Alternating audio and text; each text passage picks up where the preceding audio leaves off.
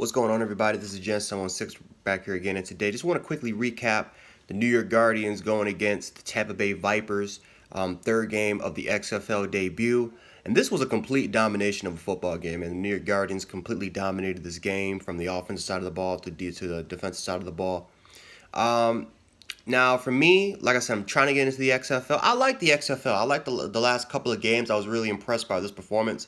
The third game, leaning towards, like I said, becoming a Guardians fan only because I am from New York, so I'm trying to lean towards the home, the closer team, and that is the New York Guardians. But I was very impressed with the New York Guardians. Matt McGloin, we haven't seen him since Penn State.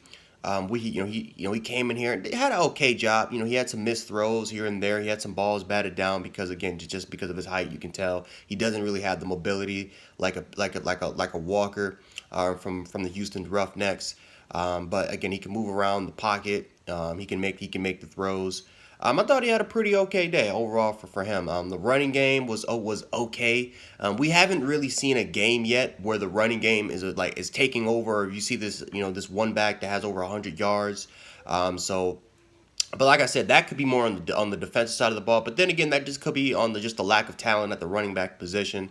But overall wise, I thought the Guardians ran the ball okay wise.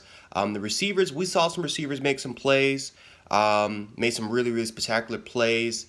So that was really good to see. But the Guardians on the defensive side of the ball, 5 sacks, I think around 7 or 8 tackles for loss. These guys were literally getting after the quarterback. Sutton getting after, guys like Sutton. Those guys were getting after the quarterback, constantly putting pressure on Aaron Murray and this Vipers offensive line. Just an overall great job by the Guardians defense. You saw the secondary make some plays. They got an interception. Made some phenomenal pass breakups in the goal line when the Vipers were down there in the goal line. This defense really impressed me. We saw some very hard hitting overall by the Guardians. So yeah, the Guardians just completely maybe again offensively maybe not as impressive as what Houston was last week, but defensively the Guardians were very impressive, man. They look like potentially the best defense so far. Really impressed with well, I'm not gonna say that because it's not like he showed anything. He's not like he showed anything spectacular. But I really like Quentin Flowers. Quentin Flowers. I feel like overall wise, I would have started him over Aaron Murray.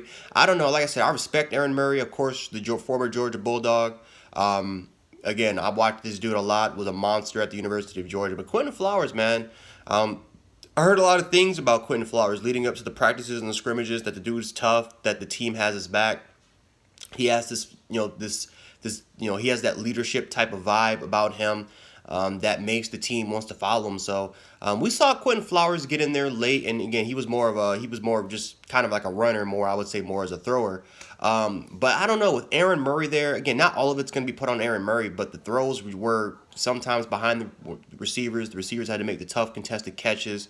But again, the receivers dropped a lot of catches. And that's really been a problem with the XFL lately. That's the one thing that I would say is that I don't know who these receiver coaches are, but these guys are dropping a lot of passes in the XFL so far. So hopefully that gets better. Again, it is week 1. We are in February, so we are playing in cold weather. So that could just be a weather type of issue. But overall wise, these guys are professionals, and hopefully we get some better product as far as these guys making as far as these guys dropping some really easy passes. Hopefully we don't see a lot of that moving on towards going into the spring. So. But overall wise, the Vipers just didn't look ready. I know Mark Trestman, former Chicago Bears coach, was coaching this team, but this team just didn't look ready. You could tell that this team needs some time in order for them to gel it together, and hopefully these guys can get it going. But the Guardians just look like the more prepared, just look like the better team. They dominated on the defensive side of the ball. Offensively, they had some really great drives. Definitely in the first quarter, putting up first 14 points, and Matt McGloin getting himself a touchdown. And obviously, just them pulling in, just them getting in those long drives, and overall wise tiring this Tampa Bay Vipers defense.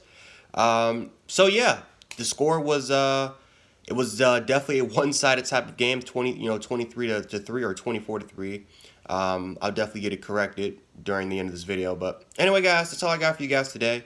If you guys like the video, hit the like button, share the video, and subscribe. Really helps out the channel a lot, especially if you are an XFL fan. If you want to see more XFL content, I got you guys on that. So anyway, this is Gen716. I'm going to catch you guys later after the next game that we got between the Dallas, I forgot what their name is, but between Dallas and Seattle. And we'll definitely see about Landry Jones, the new face of the XFL, and see what he got. But anyway, this is all I got for you guys today. It's Gen 76. I'll catch you guys later. Peace.